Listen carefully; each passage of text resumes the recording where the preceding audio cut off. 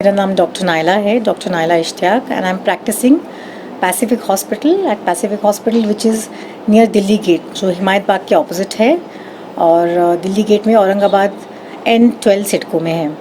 और I also practice in AIIMS hospital, but now I have completely switched my self, सिर्फ Pacific hospital में ही रहती हूँ मैं। मॉनसून में स्किन इन्फेक्शन सबसे ज़्यादा कॉमन होते हैं, जिसमें बैक्टीरिया, फंगल, वायरल तीनों ही बहुत कॉमन होते हैं।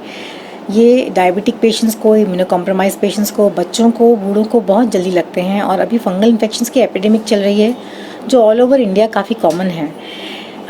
इसलिए इसका इलाज डिफ़िकल्ट नहीं है, लेकिन सही इलाज होना ज़रूरी है।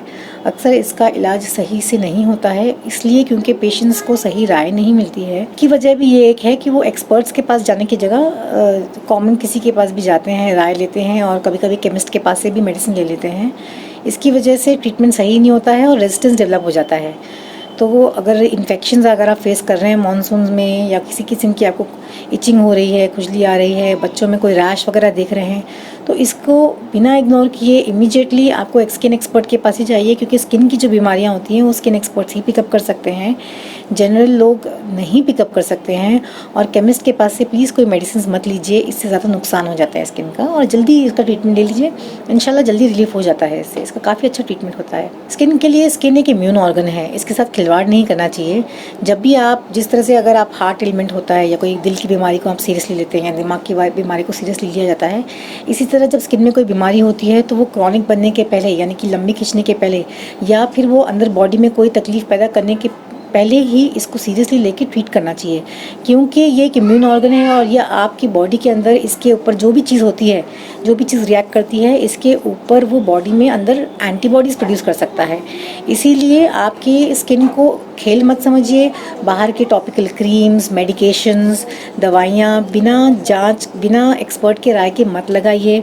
कोई दवाई स्किन के लिए बिना राय के मत लीजिए। जो भी आप स्किन से कर रहे हैं, इसको आप एक इम्पॉर्टेंट, क्योंकि ये लार्जेस्ट ऑर्गन है बॉडी का, इसको इम्पॉर्टेंट समझिए और सही राय पर करिए। इसको खेल समझकर इस पर कोई ट्रीटमेंट मत कीजिए आप। टोबैको या किसी किस्म के जो ड्रग्स होते हैं, इसको यूज़ करने से म्यूकोज़ा में काफ़ी ज़्यादा फाइब्रोसिस, यानी कि प्री कैंसरस चेंजेस होते हैं। लॉन्ग टर्म पर इस्तेमाल करने से इसके वजह से कैंसर हो सकता है। शॉर्ट टर्म पे अल्सर्स हो सकते हैं, उसके ऊपर इन्फेक्शन हो सकता है, मुंह खोलने में तकलीफ़ हो सकती है, पूरे दांत जबड़े सड़ सकते हैं इसकी वजह से। उतना ही नहीं, बॉडी में जो चेंजेस आते हैं उसकी वजह से एपेटाइट लॉस, स्किन में जो चेंजेस आते हैं उसके ऊपर डेफिशिएंसीज डेवलप हो जाती हैं। तो एक छोटी सी चीज़ की वजह से बहुत ज़्यादा फ़र्क पड़ सकता है इंसान को, क्योंकि लॉन्ग टर्म पे जब ये लेते हैं तो ये पूरे ह्यूमन हेल्थ पे फ़र्क करता है। देखिए, लेज़र्स अभी काफ़ी सारे फील्ड्स में आ गए हैं, उसी तरह डर्मेटोलॉजी में भी बहुत ज़्यादा डेवलपमेंट हुआ है लेज़र्स में। राइट फ्रॉम कॉस्मेटोलॉजी में, लेज़र सर्जरी में, लेज़र के जितने भी हम देखें पिगमेंटेशन प्रॉब्लम्स में, अगर हम इंडिया के बाहर की बात करते हैं तो वहाँ पे ज़्यादातर ट्रीटमेंट्स आजकल लेज़र से ही ट्रीटमेंट होता है। और हमारे इंडिया में अभी लेज़र का यूज़ मेट्रो सिटीज़ में ज़्यादा है, हालांकि हर विलेज में नहीं पहुँचा। लेकिन लेज़र का मशीन का यूज़ करना, उसको सही तरीके से एक नॉलेजेबल इंसान ही यूज़ कर सकता है। हालांकि आजकल लेज़र मशीन बहुत आम तरीके से लोगों तक पहुँचाई जा रही है, ऐसे डॉक्टर्स को जिनको नॉलेज नहीं है। इसलिए कभी भी आप जब लेज़र मशीन का यूज़ करना जाएँ तो आप ऐसे इंसान के पास जाएं जिसके पास डिग्री हो प्रॉपर स्किन की, या लेज़र में, या फिर वो कोई कॉस्मेटिक सर्जन हो, या कोई उस प्लास्टिक सर्जरी हो, उनके पास ही जाएं, उनके पास ही ट्रीटमेंट लें। क्योंकि लेज़र भी एक दो तलवारी धार है। टेक्नोलॉजी का सही इस्तेमाल होना और सही तरीके से बॉडी पर एप्लीकेशन होना बहुत ज़रूरी है। इससे ज़्यादा नुकसान भी हो सकता है, और क्योंकि ये बॉडी के अंदर चेंजेस पैदा कर सकता है और इसकी काफ़ी स्ट्रॉन्ग डेप्थ भी हो सकती है। और एक तरीके से कई सारे लेज़र्स ऐसे भी होते हैं जो डीप पिगमेंटेशन भी पैदा कर सकते हैं, इरिवर्सिबल चेंजेस भी कर सकते हैं।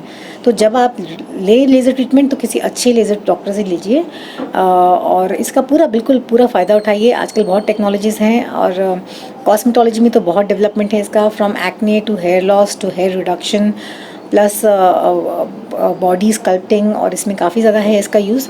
बिल्कुल ले, लेकिन सही राय पे और सही डॉक्टर्स के पास जाकर ले। मेडिकल फील्ड में ज़्यादातर डर्मेटोलॉजिस्ट और मैं कवर करती हूँ स्किन, और हम गुप्त रोग का भी, यानी लोगों को आम तौर पे ये नॉलेज नहीं होती कि गुप्त रोग का भी इलाज किया जाता है। हम भी करते हैं गुप्त रोग का इलाज। स्पेशली महिलाएं जो हैं वो अपनी अंदरूनी बीमारियां या किसी किस्म की नाजुक जगह पे कोई तकलीफ़ हो रही है तो उसको छुपा के रखती हैं।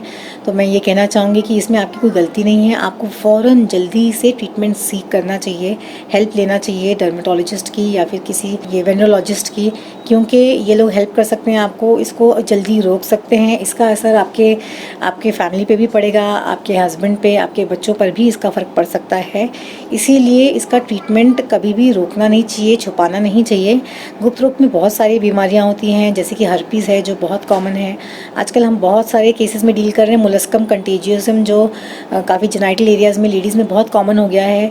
मैंने कई ऐसे केसेस डील किए हैं जहाँ पे हमने प्रेगनेंसी में निकाला है और पेशेंट्स को रिफ्यूज़ किया है सिर्फ इस बेसिस पे कि उनको मोलस्कम है, इसलिए नहीं ट्रीटमेंट प्रेगनेंसी में डिलीवरी नहीं करेंगे और उनके लिए they don't want to take the risk जो भी डॉक्टर्स है। इसलिए जब आप ये देखते हैं तो इसको आप बढ़ने मत दीजिए, इसको लेके आप बैठिए मत, इसको आप शर्मा कर छुपाइए मत। इसके लिए आप ट्रीटमेंट सीख कीजिए। डॉक्टर्स हैं आपकी मदद करने के लिए।